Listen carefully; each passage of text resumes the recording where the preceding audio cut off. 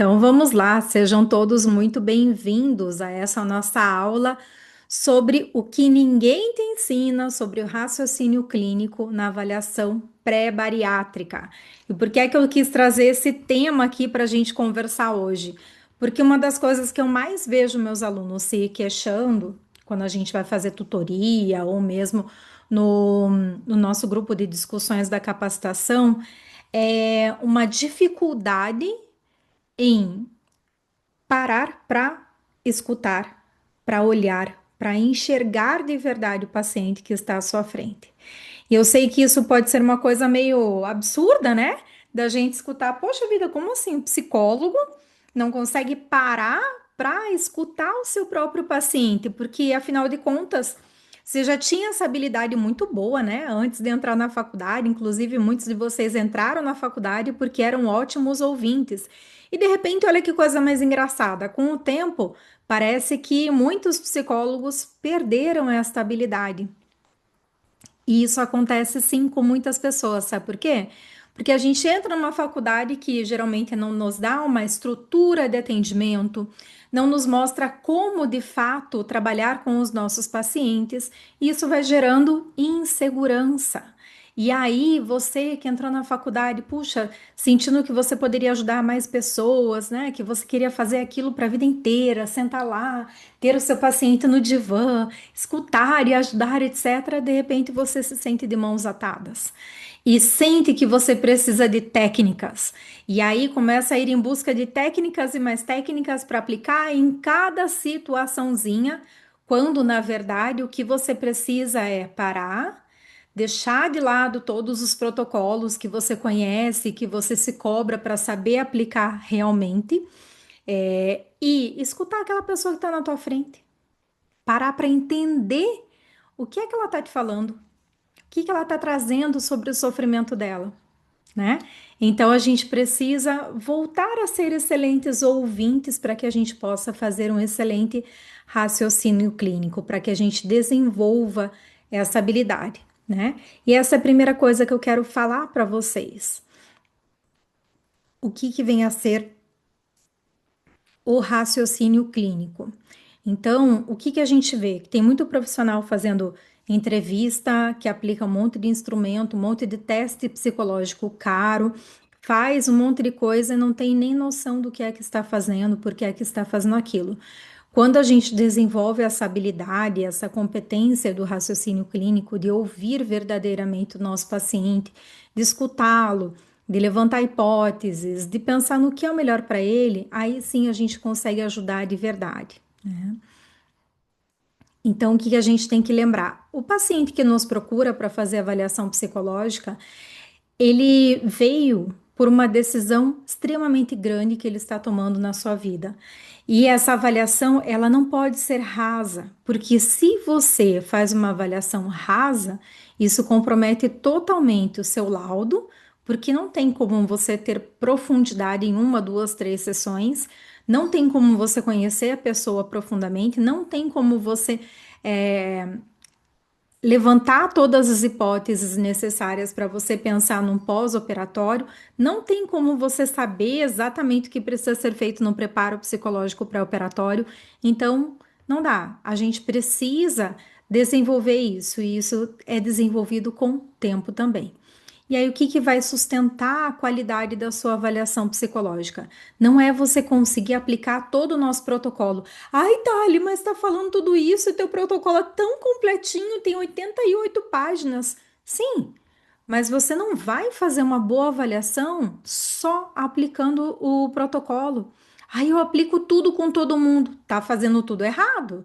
Que o objetivo não é que você aplique tudo com todo mundo, é que você desenvolva esse raciocínio clínico, que você entenda por que é que você tem que questionar tudo aquilo. E se você está na nossa capacitação, você tem um treinamento específico para isso. Você tem aulas que vão te ensinar por que que você vai fazer aquela pergunta da anamnese. Aquela pergunta está relacionada com qual tipo de comportamento alimentar. Aquilo ali acende hipóteses para quais tipos de transtornos. Quais são os instrumentos que você pode aplicar na sequência? né? Então, só aplicar por aplicar, ou pior ainda, meu Deus, gente, se tem um negócio que eu não gosto, são as pessoas que pegam e mandam os instrumentos para o paciente responder. Cara, vai você responder 60 páginas de perguntas para você ver se é legal, para ver se vai ser bom aquilo, se vai ser útil, né? Então, não dá, tem que aplicar mesmo, tá? Então, a qualidade da tua avaliação não é apenas fazer um monte de pergunta, aplicar um monte de instrumento, fazer milhões de testes psicológicos, afinal de contas, os testes são caros, então tem que usar mesmo. Não, é você conseguir articular as coisas, é você conseguir articular a história de vida do teu paciente, entender bem profundamente o comportamento alimentar dele, da onde que surgiu aquilo, né? O que está sustentando aquele comportamento alimentar disfuncional? Entender como é que ele funciona, como é que ele lida com as suas emoções, entender as expectativas que esse paciente tem sobre a cirurgia e, para muito além de você aplicar um monte de instrumento, uma coisa que é fundamental, que você aprendeu talvez no dia um da faculdade, quando foi falado de psicoterapia, que é formar vínculo. Se você não forma vínculo com o seu paciente, nem na avaliação psicológica, esse paciente não vai ficar com você no pós-operatório. Esse paciente não vai se abrir o suficiente para que você faça uma excelente avaliação psicológica.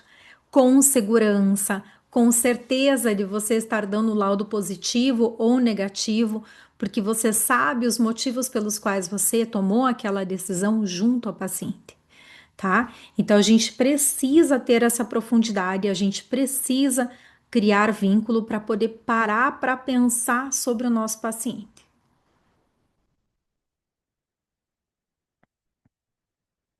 E antes da gente continuar com a nossa aula, gente, eu preciso saber de vocês que estão aqui. Eu já vi vários alunos aqui, né? Thaisa, Verônica, a Karine, eu não tenho certeza. Anne, Lilian, e Lilian tá batendo cartão aqui em todas as nossas aulas, né? Um beijo para você. É, a Rose, vi que a Pri tá aqui também, um beijo grande, a Thaís. Então, eu sei que a gente está aqui com vários alunos da capacitação, vários mentorados também. Michael, só que eu preciso saber quem são vocês. Então, por favor, vou pedir a gentileza de vocês responderem para mim uma enquete bem rapidinha, só realmente para a gente ter noção aqui de quem são vocês, né? Quem está aqui, que é aluno da capacitação em psicologia bariátrica, quero saber quem é mentorado, que está aqui, e quero saber quem vem só para as aulas gratuitas, que não entrou em nenhum curso meu, mas está aqui aproveitando as aulas gratuitas e que é para fazer isso mesmo, né? Então, esse é o primeiro passo. Ai, não consigo entrar no curso ainda, não tem problema. Esse é o primeiro passo para você começar a entrar na área, é realmente estar aqui nas nossas aulas gratuitas, tá joia? Então, enquanto vocês vão respondendo aí, eu vou dando sequência aqui na aula, mas por favor, respondam, porque isso é super importante para a gente, tá? Inclusive para a gente ter noção da nossa comunicação aqui na aula, se a gente precisa fazer algo mais básico ou mais avançado, tá joia? Então, vamos falar a respeito do raciocínio clínico agora, antes da gente entrar no raciocínio clínico para avaliação psicológica pré-bariátrica. Então, como comentei no início, o raciocínio clínico ele é uma habilidade, é uma competência do psicólogo.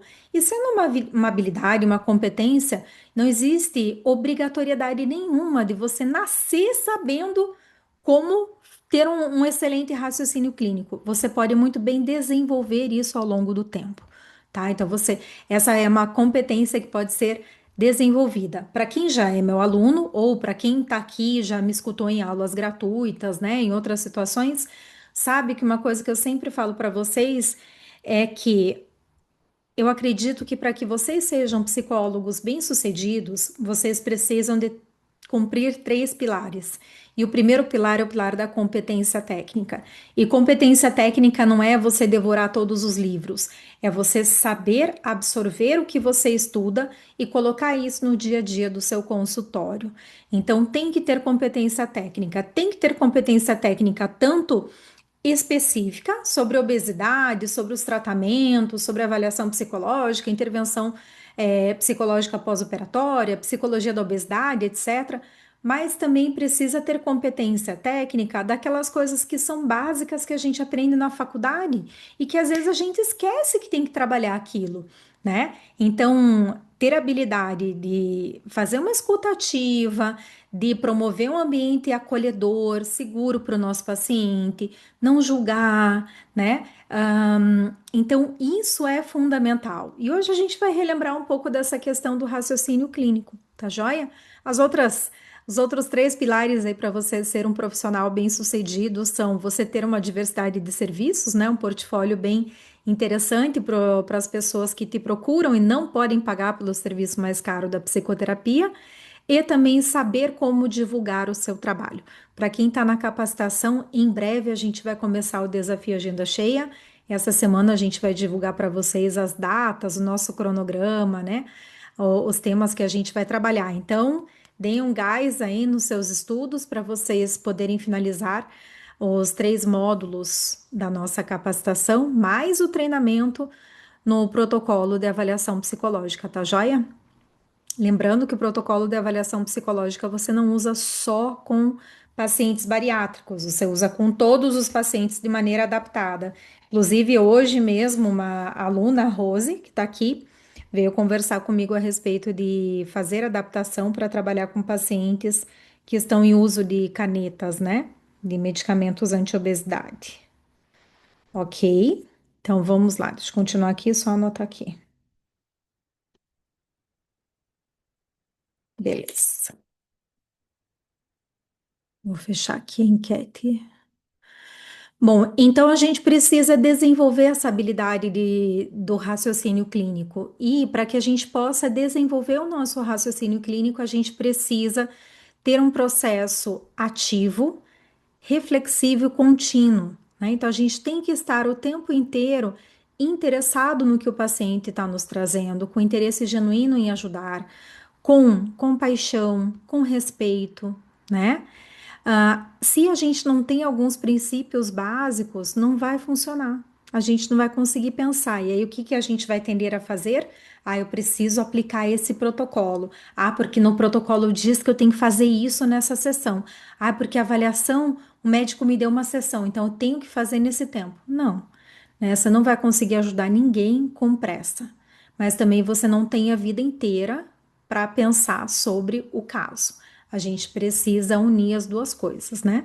Então, o raciocínio clínico, ele é um processo ativo, reflexivo, contínuo. Você nunca vai parar de pensar sobre o seu paciente, até no momento que ele tiver alta, você vai estar refletindo, você vai estar pensando, você vai estar ali vendo qual é a melhor maneira de ajudá-lo naquele momento da vida dele, tá?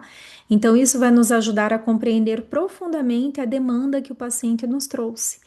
Então, é só através dessa habilidade que a gente vai conseguir explorar bem o que é que está acontecendo com o nosso paciente, para que a gente possa entender a demanda que ele traz. Tenho certeza que para quem está atendendo há mais tempo, já recebeu um paciente que veio com uma demanda e a hora que a sessão começou, aquela demanda desapareceu, surgiram outras demandas. Não acontece isso? Né? Então, se a gente não tem essa escutativa, se a gente não tem essa abertura para que o paciente traga aquilo que está incomodando, o tratamento não funciona. E o teu raciocínio clínico, ele vai ser sempre ancorado pelo teu conhecimento teórico, pela abordagem que você segue, porque é justamente a abordagem que você escolheu seguir, aquela lente através do qual você vai entender o que o paciente está trazendo, é que você vai conseguir, de fato, traçar um plano de intervenção com este paciente, tá? Então, não tem como a gente dissociar as coisas estão extremamente interligadas, né?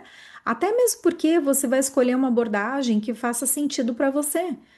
Um olhar sobre o mundo, sobre aquela pessoa, sobre a sua doença que faça sentido, né? Para mim, sendo bem franca, né? Eu fiz pós-graduação em transtornos alimentares e obesidade e não era a partir de uma abordagem específica. A gente tinha o olhar sobre obesidade e transtornos alimentares a partir de diversas abordagens. E a primeira aula que eu fui era sobre a psicanálise da obesidade. E o professor que estava falando, é um professor que é nossa, de muito renome no Brasil, um baita de um psicanalista e tudo. E aí ele estava falando que a pessoa que tem obesidade, ela engorda porque ela quer engordar, porque ela quer sufocar e matar a mãe interna dela. Eu fiquei assim, de boca aberta, porque para mim aquilo não fazia sentido nenhum. Eu já olhava para a obesidade como algo muito mais biológico, né? Algo que naquela época a gente da TCC via como algo comportamental, que poderia ser modificado, era visto como uma doença, é, que poderia ser evitada. Então, olhar para aquilo e trazer esse olhar, né, tão complexo, talvez, né, talvez fosse por ignorância minha, simplesmente não fazia sentido para mim. Eu fiquei de queixo caído quando eu escutei isso e olhei para as minhas colegas assim para ver, meu Deus, quem mais está abismado assim como eu? Porque já tinha estudado muito sobre obesidade, né? Naquela época já fazia os 5 anos que eu estudava obesidade e tudo, e à luz da TCC, né? Mas era né? Na época tinha essa pós-graduação e tinha um ambulinho. O ambulinho eu teria que mudar para São Paulo e ficar lá a semana inteira. Então eu olhei aquilo, meu Deus do céu, eu acho que eu tomei uma péssima decisão de vir para essa pós, né? Mas não, no final das contas foi maravilhoso e é muito bacana ter essa amplitude de olhar, né? Entender como as outras abordagens enxergam. Então você sempre vai olhar para aquilo que o paciente está te trazendo através das lentes da sua abordagem, porque aquilo faz sentido para você, tá? E é a partir disso que você vai poder, junto com o paciente, entender qual é a melhor conduta terapêutica para ele, dentro do contexto de vida dele, tá? Então, o raciocínio clínico vai permear todas as etapas da condução terapêutica, desde a avaliação, do preparo para a cirurgia, o acompanhamento pós-operatório, e não só para os pacientes bariátricos, mas hoje a gente vai focar aqui na bariátrica. Então, o raciocínio clínico vai estar em todos os momentos. E na avaliação, não é porque a avaliação é um processo muito bem determinado que você não vai ter esse olhar. Você vai sim, tá? Então, para que você tenha o raciocínio clínico, você precisa ter uma escuta ativa. Escuta ativa é fundamental. Você precisa ouvir com atenção o seu paciente, colher informações. Só que esse processo de colher informações deve acontecer sempre, em primeiríssimo lugar, com respeito ao paciente. Lembra que esse paciente ele já passou muito por gordofobia médica? Então você não pode ser mais um profissional que vai atropelar ele para tentar colher o máximo de informações em uma ou duas sessões. Não, você vai escutar, você vai acolher, você vai ter compaixão, né? Para que você possa formar um vínculo. Teu objetivo principal não é colher informações. Teu objetivo principal é ser suporte para esse paciente. É criar um vínculo de confiança em você, para que você possa fazer o que você precisa fazer. A sua avaliação psicológica não vai funcionar se esse paciente não estiver entregue ao processo, se ele não estiver confiando em você.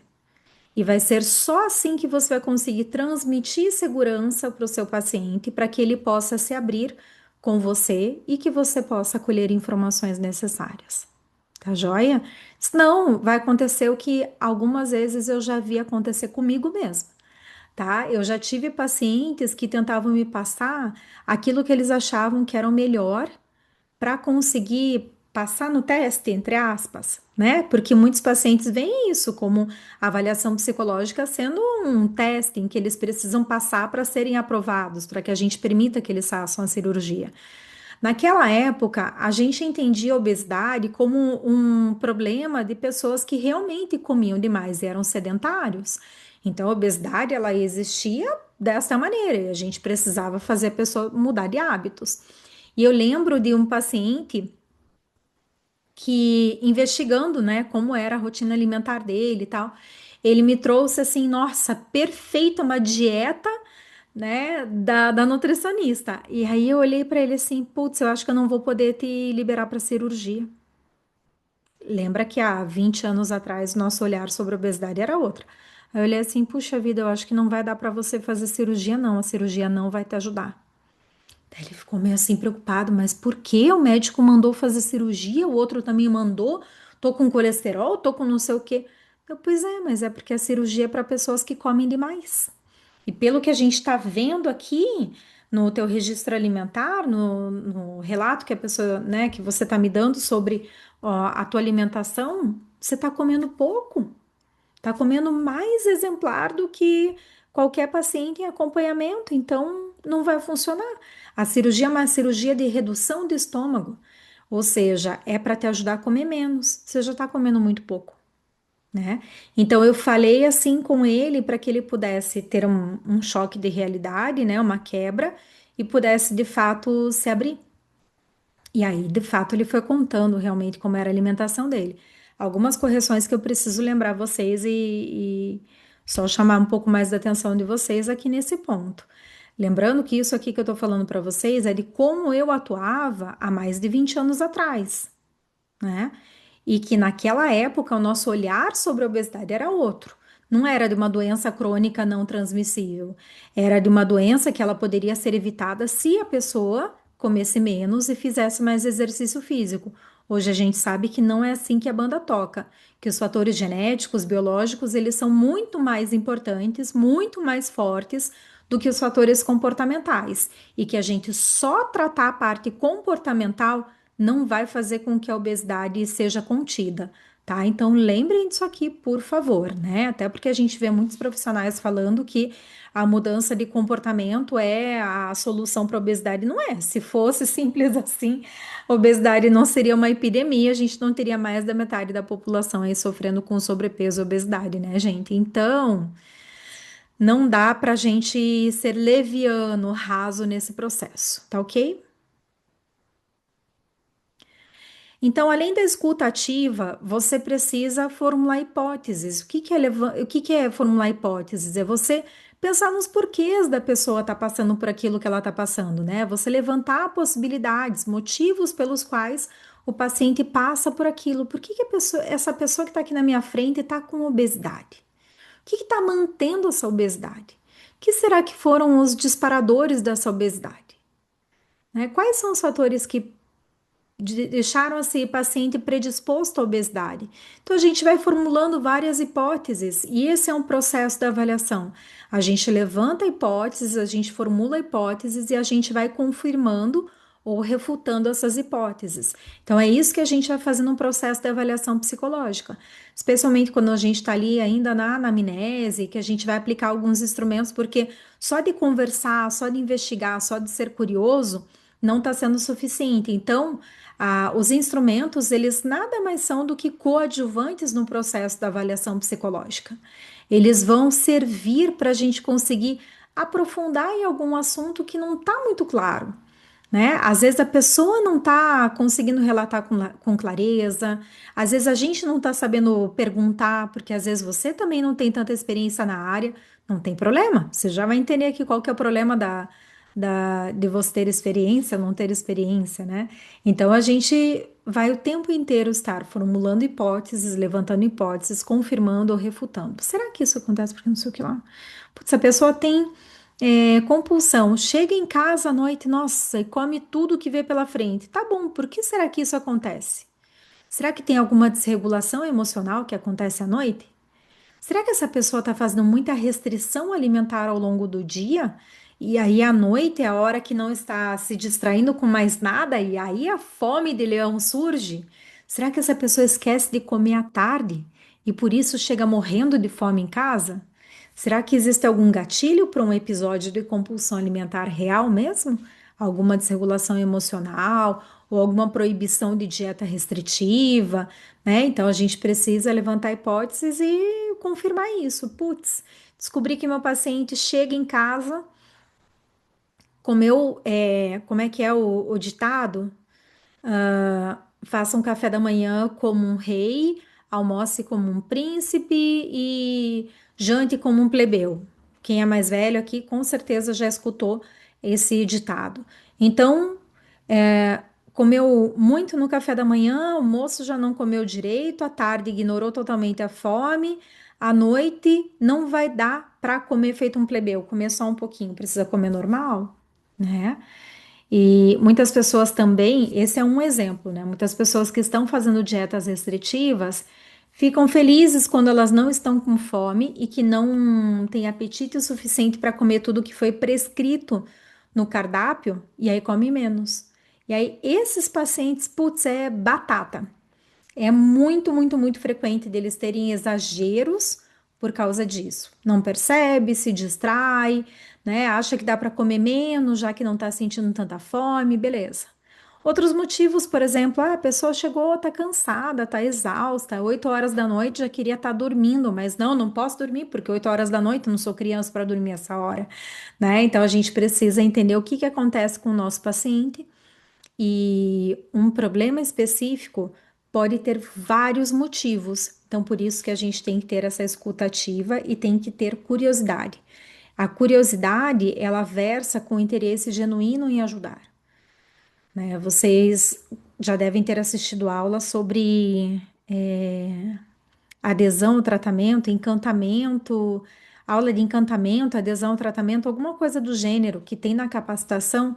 E aí falo para vocês a respeito do processo de mediação, né? Então, a gente ter esse interesse genuíno de ajudar, querer realmente ajudar, a gente trazer princípios do mindfulness, né? Então, ter a curiosidade de um principiante. Eu sempre penso em principiante, pegar uma criança.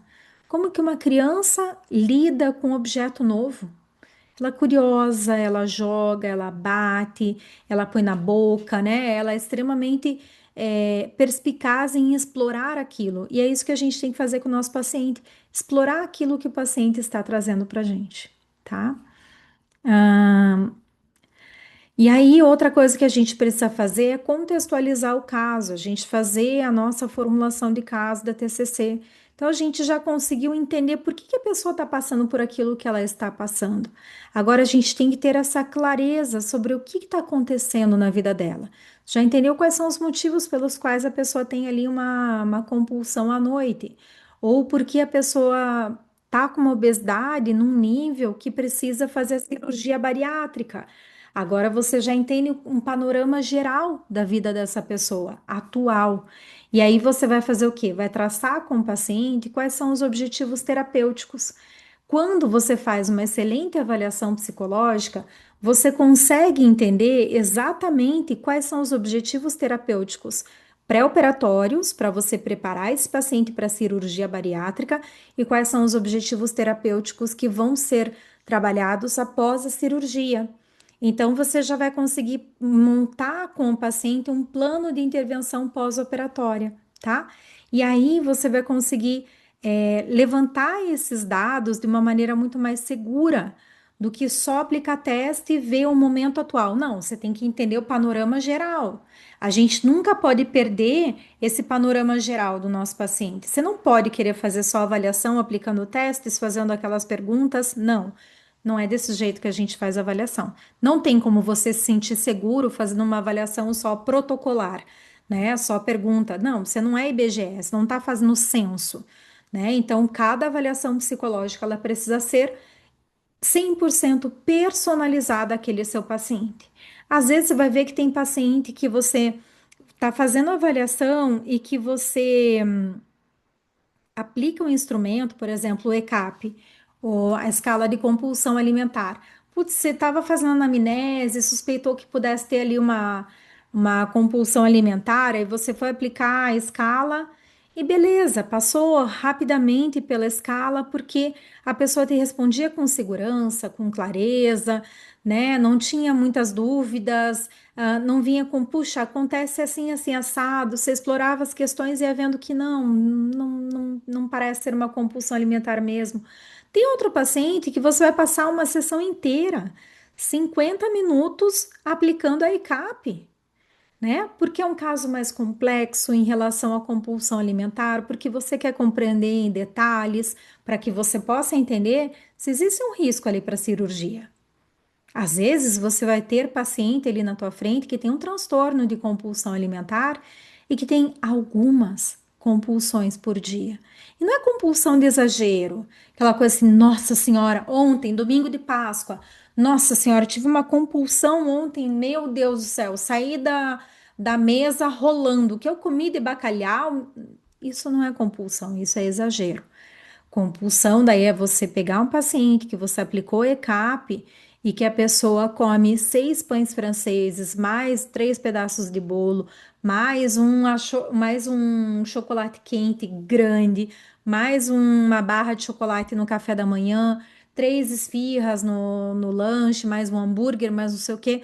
Então, que o volume de comida é realmente muito grande, que o descontrole é muito grande, que preenche os outros critérios para diagnosticar um episódio de compulsão alimentar. Tá joia? Então entenda, a tua atuação ela é 100% individualizada. Ela deve ser assim. E por isso que a gente precisa de mais tempo para avaliação psicológica, tá? E aí, então, entendendo esse panorama geral, delineando com o próprio paciente quais são os objetivos terapêuticos em cada etapa, né? No preparo, no acompanhamento pós-operatório, etc., é que você vai conseguir escolher as melhores intervenções, né? O que que você vai fazer no preparo desse paciente? O paciente não tem tanto conhecimento sobre a cirurgia, a gente precisa fazer uma psicoeducação maior com ele. O paciente se sente extremamente culpado, tudo acha que é compulsão, a gente precisa esclarecer bem o que que é compulsão, o que que é exagero, ajudar o paciente nesse processo de diferenciação quando está aplicando um instrumento mesmo, sabe? Olha, isso aqui é uma característica da compulsão alimentar. Ah, aqui esse episódio que você relatou é uma compulsão alimentar. Isso aqui não é não, tá? Isso aqui é um exagero. Por quê? Porque veja, não teve perda de controle, não comeu muito mais do que comeria em outra situação semelhante, não comeu sozinho por vergonha, né? E aí você vem educando o paciente a respeito. Às vezes o que você vai fazer é exposição àqueles alimentos que são ameaçadores. Como eu já contei para vocês em algumas vezes, né? Ah, puxa vida, eu tinha uma paciente que ela não comia pão. E o pão, café da manhã, era a refeição mais importante da vida dela. E a gente foi fazendo uma exposição gradual dela ao pão, tá? Então, isso é necessário. A gente pode fazer, como usar de intervenção, a organização da rotina do paciente, né? Ter estratégias ali para que a pessoa lembre de tomar os suplementos, que ela tem que usar o prato de bolo, não o prato raso. Então, a gente vai organizar a rotina desse paciente. Outra estratégia de intervenção, registro alimentar, né? Registro alimentar, puxa, quando que a gente vai colocar o registro alimentar? Mesmo na avaliação psicológica. Ai, tá ali, quando que eu coloco o registro alimentar? Já na primeira sessão posso colocar? Pode, se você tiver feito um bom vínculo com o paciente. Se você tiver, sabe aqueles pacientes que, nossa, passou 50 minutos, parece que você está 4 horas conversando com a pessoa? Parece que você já conhece aquela pessoa muito bem? Então, tudo depende. Tem paciente que às vezes não vai nem colocar um registro alimentar para fazer durante o processo de avaliação psicológica. Então, é 100% personalizado.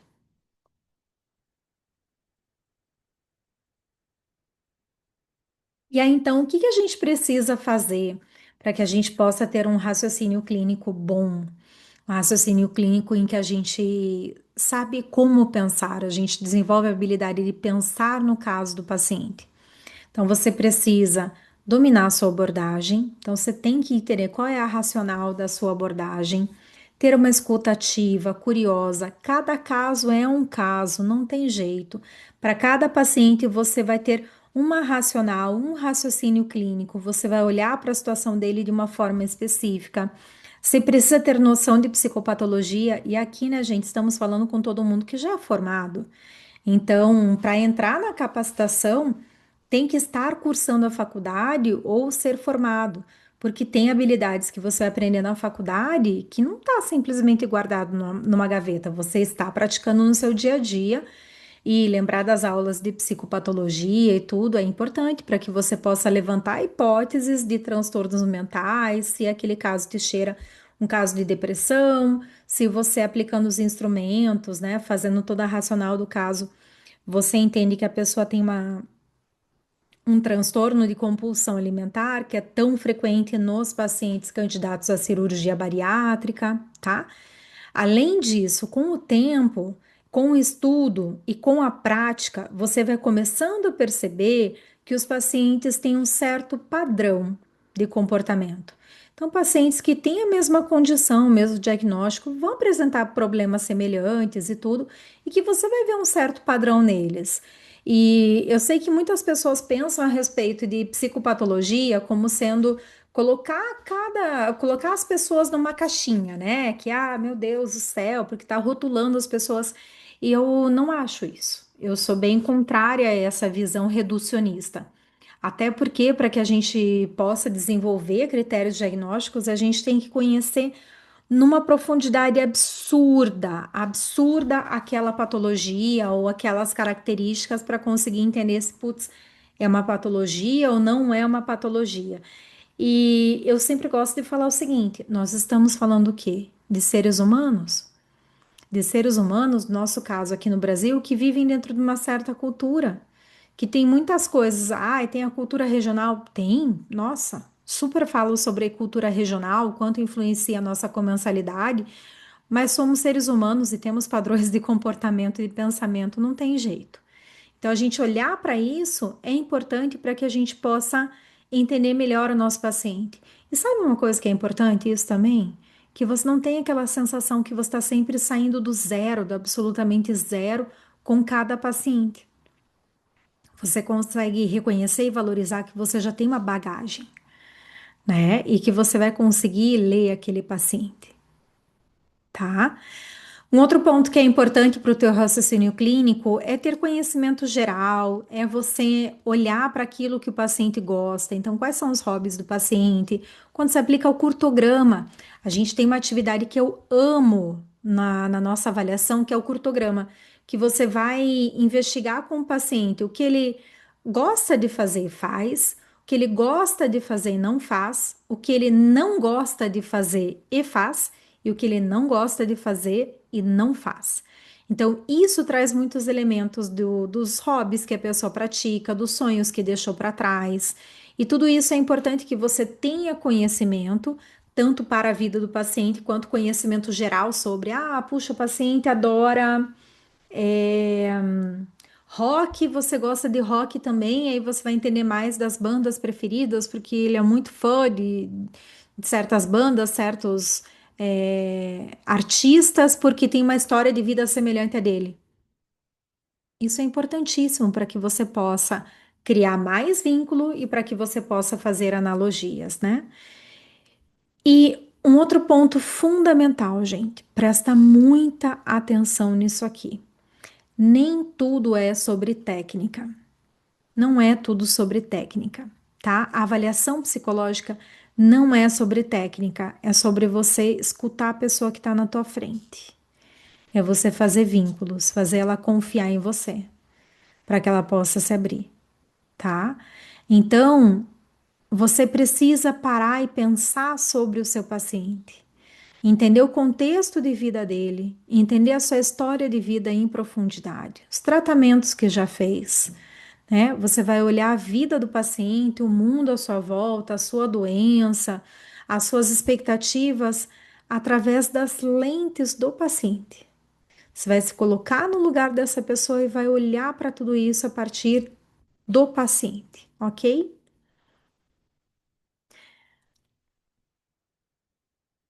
E aí, então, vamos explorar alguns pontos importantíssimos pelos quais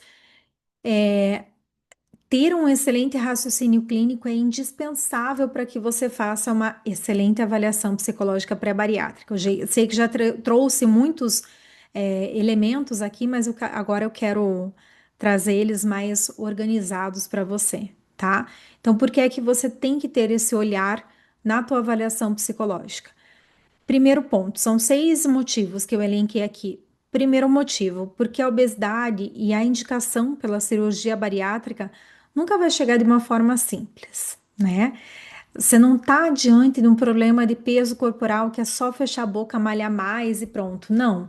É algo extremamente complexo. É uma doença complexa, é uma doença que ela é multifatorial, que ela é recidivante, né? E que, para além disso, você está com uma pessoa na sua frente que tem um sofrimento gigantesco, tá? A maioria dos pacientes bariátricos já sofreram muito na sua vida por causa da obesidade e já sofreram muito na sua vida por causa dos profissionais que tentaram tratar essa obesidade, né?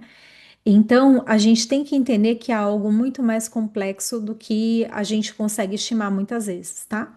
Então, são pessoas que já passaram por diversas tentativas frustradas de tratamento para obesidade, algumas já deram certo, mas depois de um tempo não deram mais certo, que tem uma vergonha muito grande, que tem um estigma, sofrem com estigma muito grande, que muitas vezes têm compulsão, que já passaram por diversas restrições, que essas restrições deixaram marcas, deixaram regras que são disfuncionais, que sofre com ansiedade, com depressão, que tem uma relação difícil com a comida, com o corpo, que não se olha no espelho há milhões de anos, que odeia qualquer tipo de superfície reflexiva. Eu tive uma paciente que ela cobria todos os espelhos e vidros da casa e que com o tempo, né, como a obesidade não foi cedendo, ela não estava em tratamento e tudo, ela pediu para o marido tirar todos os espelhos de casa. Ela permitiu que ele ficasse com um espelhinho. Sabe aqueles espelhinhos pequenininhos assim de lojinha de 1,99? Geralmente ele tem uma moldura de plástico laranja, que é laranja assim meio terra, né? Meio marrom, que é um espelho que dizem que é para barbear, que é para você usar dentro do box mesmo, para o homem fazer a sua barba dentro do box no chuveiro. Era o único espelho, única superfície reflexiva que existia em casa, porque ela não dava conta de olhar o tamanho que ela estava. Ela, inclusive, usava as roupas do marido, né? Porque nada dela servia mais, então ela pegava as roupas do marido para usar, tá? Outro ponto importante é porque, outro motivo, né? Porque o preparo ele precisa ser personalizado. Então, você precisa entender quem é essa pessoa na tua frente, porque você precisa preparar essa pessoa para a cirurgia a partir do que ela necessita, não através do que um livro, um guia fala que você tem que fazer com todo paciente bariátrico, porque os pacientes eles não são todos iguais. Então você precisa entender quem é aquela pessoa que está na sua frente, quais são as suas necessidades específicas. Tem pessoas que têm expectativas bem adequadas para aquilo que o procedimento pode prover na sua vida.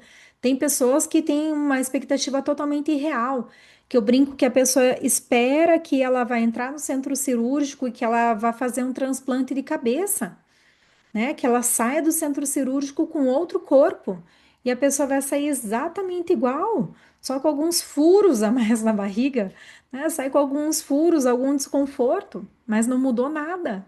Nem uma grama do peso mudou, tá? Outro motivo, o motivo 3, é porque os instrumentos só têm valor quando usados com critério. Isso aqui é muito importante. Instrumento avaliativo nenhum, nenhum teste psicológico, nem as nossas escalas e questionários, etc., são de fato úteis se você não entender quem é essa pessoa que está na tua frente. Se você não entender por que é que você está querendo usar aquele instrumento. Aplicar instrumento só por aplicar não vai te dizer nada, você não vai nem saber como usar essas informações. Então, não faça isso. Desenvolva a habilidade, né, do raciocínio clínico para que você possa usar os instrumentos. O quarto motivo é porque a avaliação precisa te orientar para o pós-operatório. Então, você precisa desenvolver e ter um excelente raciocínio clínico para que você possa entender o que vai fazer depois da cirurgia. O que você vai fazer com esse paciente? Esse paciente tem recursos psicológicos, emocionais, se organiza, consegue estabelecer uma rotina? Esse vai só fazer um acompanhamento pós-operatório, trabalhando bem objetivamente comportamento alimentar e estilo de vida? Ou será que é um paciente totalmente desorganizado, que tem um pezinho ali na depressão, que tem um padrão de comportamento mais vitimista, né? Que você talvez tenha que fazer uma psicoterapia com esse paciente, além de trabalhar o comportamento alimentar, tá? O quinto motivo é que uma avaliação superficial aumenta o risco de fracasso com o tratamento. Isso é muito importante.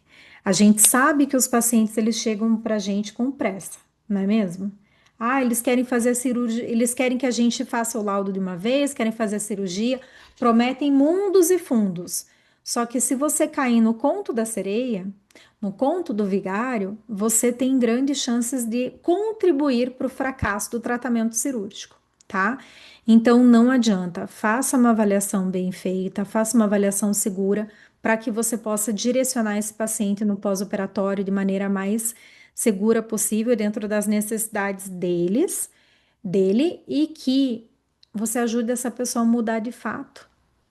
De fato, a gente tem que lembrar que a cirurgia bariátrica é um recurso, é uma ferramenta. Mas quem vai usar, quem vai ensinar o paciente a usar essa ferramenta é você. É você, a nutricionista. Lembra que nós somos a dobradinha eterna. Nutri Psico é para sempre, tá bom?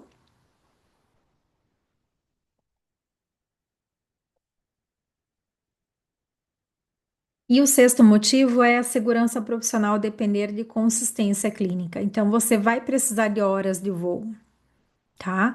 Então, não adianta você decorar toda a avaliação psicológica, você sair aplicando tudo que tá ali, você precisa ter essa paciência de ter a prática, né?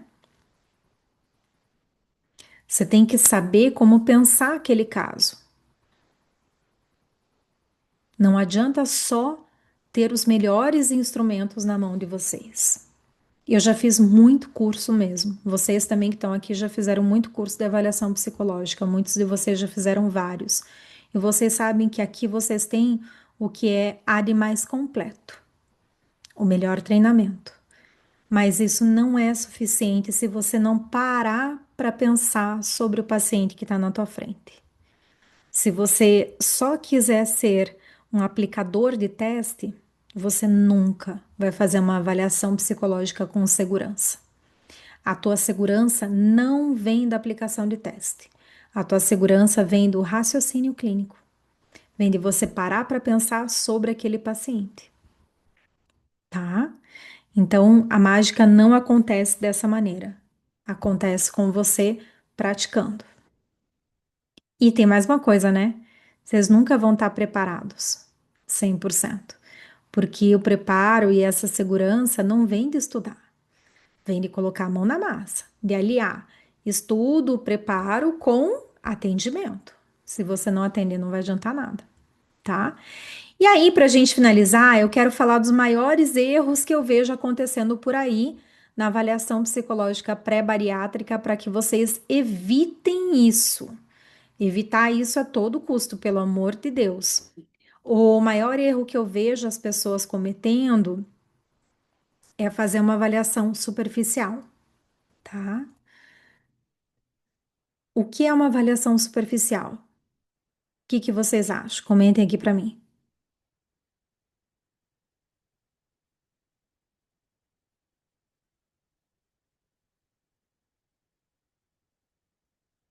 O que é uma avaliação superficial?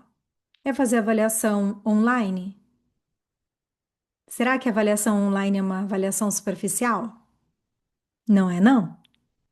Será que fazer avaliação de maneira superficial é fazer em 3 sessões, 4 sessões?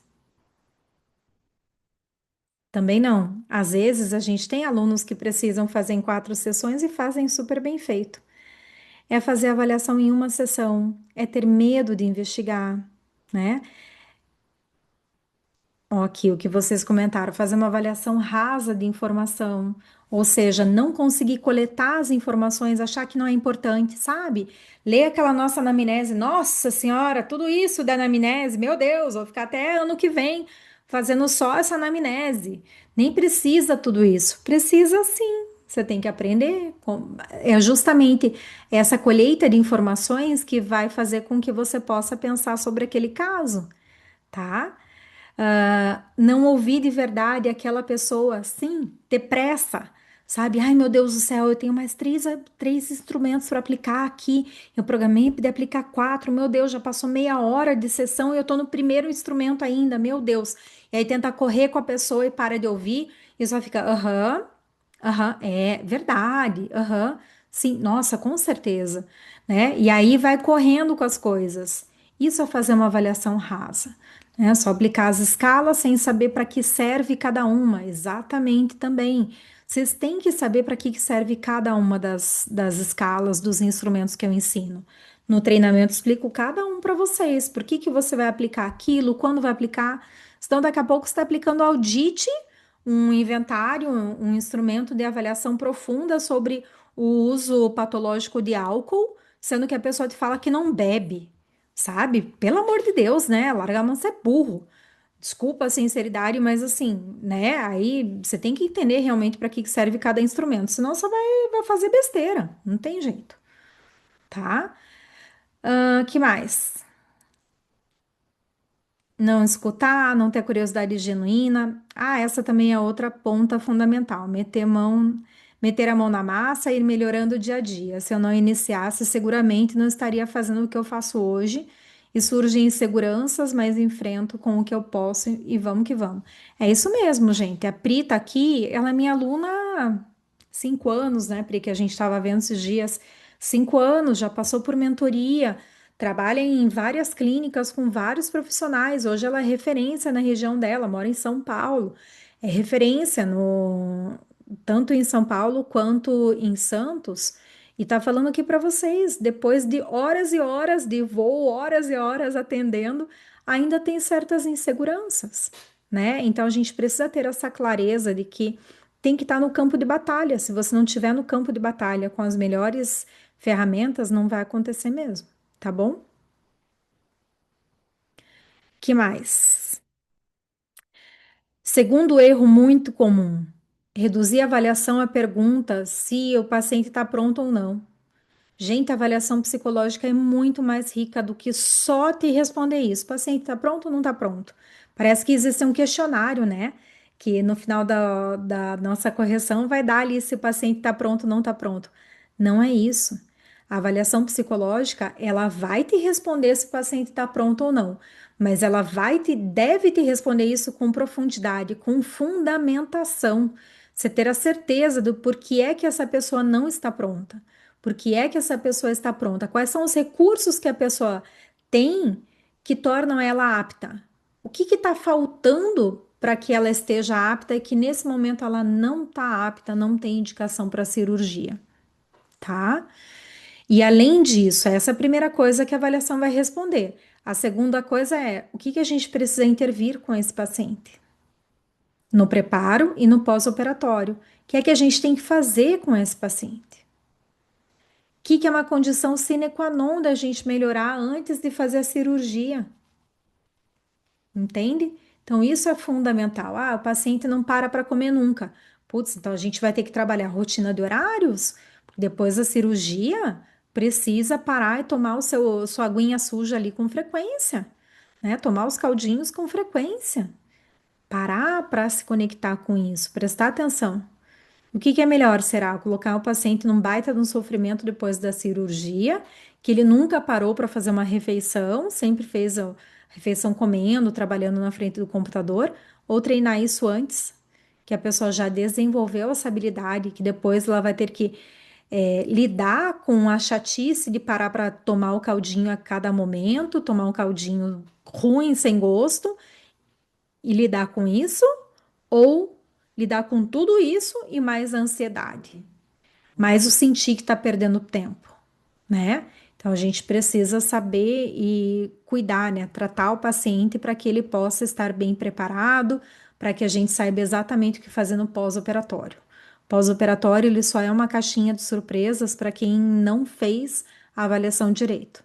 Vai ter alguns pontos que vão ser uma caixinha de surpresa mesmo, mas não precisa ser tudo uma caixinha de surpresa, né? Então, vai ter dumping, não vai ter dumping? Ah, uma caixinha de surpresa, a gente não tem como saber. Mas se a pessoa tem maiores chances ou menores chances de aderir ao tratamento, cabe a você saber isso. Terceiro erro comum é aplicar instrumentos sem critério, né? Então, como vocês trouxeram aqui, só sai aplicando tudo e pronto. Não dá para. Nossa, tem um troço que eu odeio, odeio, odeio, odeio mesmo. É o profissional que manda todos os instrumentos para a pessoa responder, né? Como eu falei no início. Porra, já pensou se mandar para a pessoa lá uma pasta com mais de 60 páginas para a pessoa responder? Ah, vá! E que dados que aquilo ali vai te trazer de fato? Você não está fazendo uma pesquisa epidemiológica, você está fazendo uma pesquisa qualitativa. Você tem que escutar a pessoa, entender por que é que você vai aplicar aquele instrumento, o que que você quer colher daquele instrumento, tá? Então, isso é fundamental. Você não pode sair aplicando tudo de qualquer forma, você tem que ter critério para realmente querer aplicar aquele instrumento. E lembrando vocês que a aplicação do instrumento, para quem ainda não chegou nessa parte, ou para quem pulou, né, o treinamento, já está aí fazendo a avaliação sem nem ter aprendido no treinamento, eu oriento vocês a vocês aplicarem os instrumentos. Nada de dar para o paciente responder. Aplica que é muito mais rico. Experimenta. Ah, tá achando que é besteira minha? Faz uma avaliação entregando os instrumentos e faz outra avaliação você aplicando. Você vai ver a riqueza de detalhes, como você vai desenvolver o raciocínio clínico, tá? Não construir um vínculo durante a avaliação. Então, tá preocupado só em aplicar as coisas. Ah, eu tenho que fazer anamnese, eu tenho que aplicar esse calhamaço de coisa e não para fazer contato visual, para acolher uma história, para dar um suporte emocional quando o paciente tá fragilizado, né? E volta aqui para não, não, a gente precisa pegar e responder isso aqui. Eu lembro de uma situação que eu passei, não é nem de paciente. Eu tive um problema muito sério com o uso de pílula. E uma médica que eu tinha, ela era bem louca, ela me receitou 2 cartelas de Diane por mês. Chegou um ponto, né, depois de anos fazendo uso ininterrupto, que meu organismo estava todo bagunçado. Eu comecei a usar porque eu tive um cisto, aí o tratamento naquela época era com um anticoncepcional. E aí meu organismo ficou todo bagunçado com excesso de hormônio, né? Total.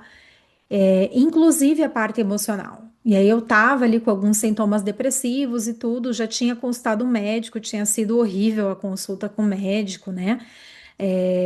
Fui em outra médica e aí caí numa outra que era referência, né? Professora da federal e não sei o que e tal. E eu fui na consulta com a minha mãe. E aí ela perguntou, né? Ah, e aí o que que tá acontecendo, né? E aí eu comecei a contar para ela a história. Isso já tinha 10 anos, pelo menos, que eu fazia uso de anticoncepcional. Já tinha passado por muitos perrengues, inclusive uma situação em que eu estava tendo leite, imagina.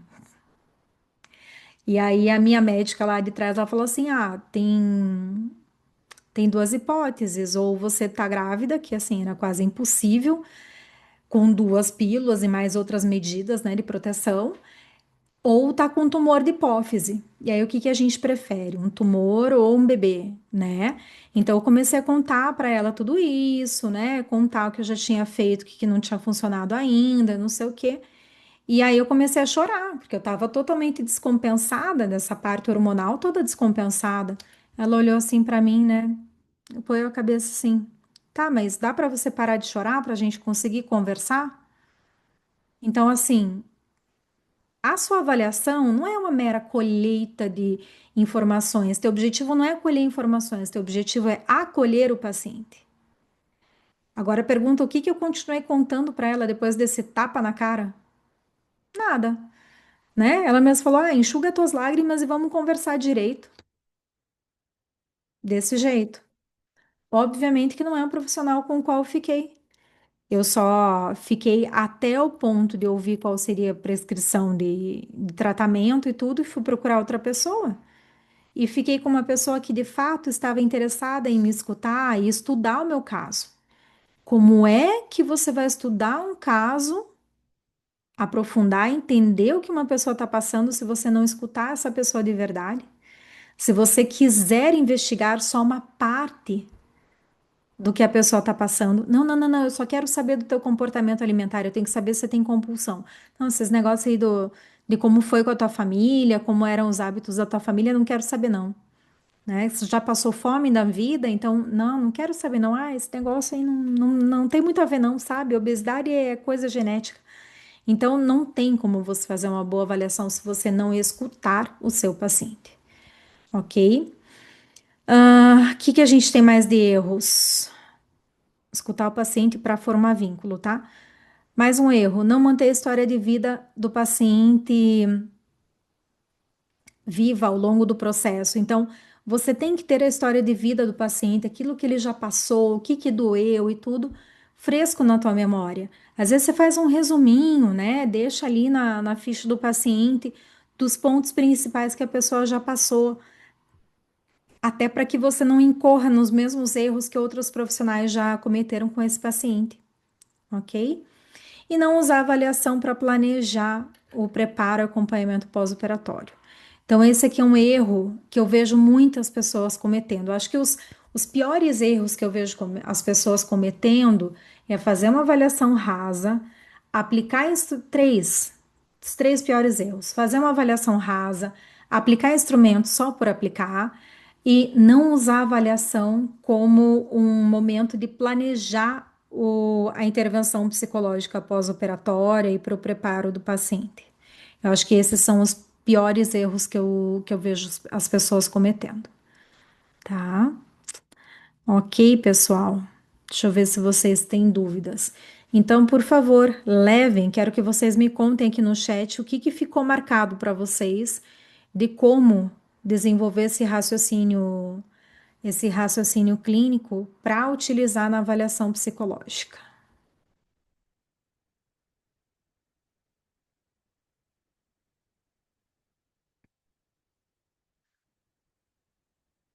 Gostou das explicações, Poliana? Que bom, obrigada. Pri, por isso eu acho importante nós sabermos realmente o que envolve a cirurgia para uma boa psicoeducação. Sempre, com certeza absoluta. Por isso que na capacitação a gente tem módulo, né? O módulo um ele é só sobre obesidade. Então você tem que entender esse panorama geral da obesidade. O que que é obesidade? Como que são as questões epidemiológicas? O que que é de fato essa doença? Segundo módulo, a gente fala só sobre a cirurgia bariátrica, mas de uma maneira muito profunda, muito ampla para que vocês tenham segurança.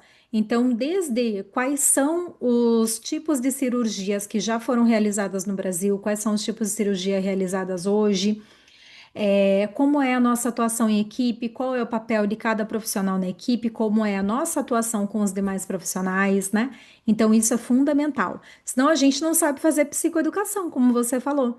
Não dá só para a gente pegar e falar para a pessoa: lê esse livro, lê esse artigo, veja tal vídeo no YouTube. Não, a gente tem que saber fazer tudo isso para o nosso paciente. Vai ter outros recursos? Vai, mas a gente tem que saber fazer a psicoeducação, sem dúvida nenhuma.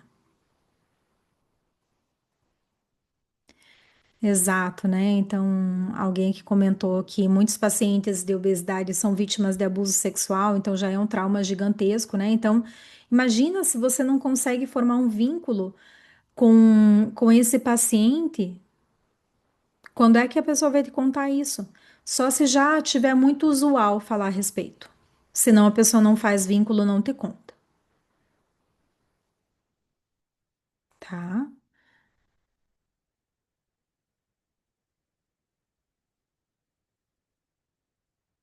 A Margarida matou a charada. Muitos médicos não sabem lidar com o choro do paciente, né?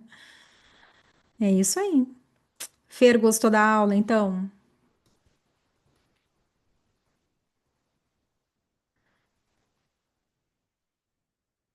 Ah, amanhã você vai dar palestra sobre isso? Que interessante, que bom. Lilian, pode dar o teu depoimento lá na nossa capacitação, tá? É legal porque daí as pessoas contribuem também, então acaba sendo bem rico, tá joia? Joia, pessoal. Pessoal, para quem estava no nosso curso do final de semana, né, o Psicologia da Obesidade Bariátrica, que não pôde vir para nossa capacitação, então a gente tem a possibilidade de, para quem quer dar o primeiro passo e começar a trabalhar com avaliação psicológica, a gente está com a oportunidade de vocês darem esse primeiro passo, tá? Só com avaliação psicológica. Então, minha equipe já colocou aqui para vocês o link para vocês chamarem minha equipe para falar com eles e tudo, que a gente vai falar para vocês essa surpresa que a gente preparou para a turma de vocês, né? Para quem não pôde vir, estava no nosso curso aí de março e que não pôde vir para a capacitação, a gente tem aí uma surpresa muito importante para vocês, uma oportunidade fantástica para que vocês venham, tá joia? Alunos queridos, muito obrigada pela presença de vocês. Margarida, um beijo grande para você. Que bom que você está amando as aulas da capacitação, Edilza. Fico feliz em saber, né? Então, pessoal, muito obrigada pela presença de vocês, muito obrigada pelos elogios. É sempre bom a gente saber que as aulas estão sendo úteis. Eu tenho procurado trazer um conteúdo não tão técnico, mas que na verdade é extremamente técnico, que é essa prática, o dia a dia, no consultório, como é que ele acontece de verdade, né?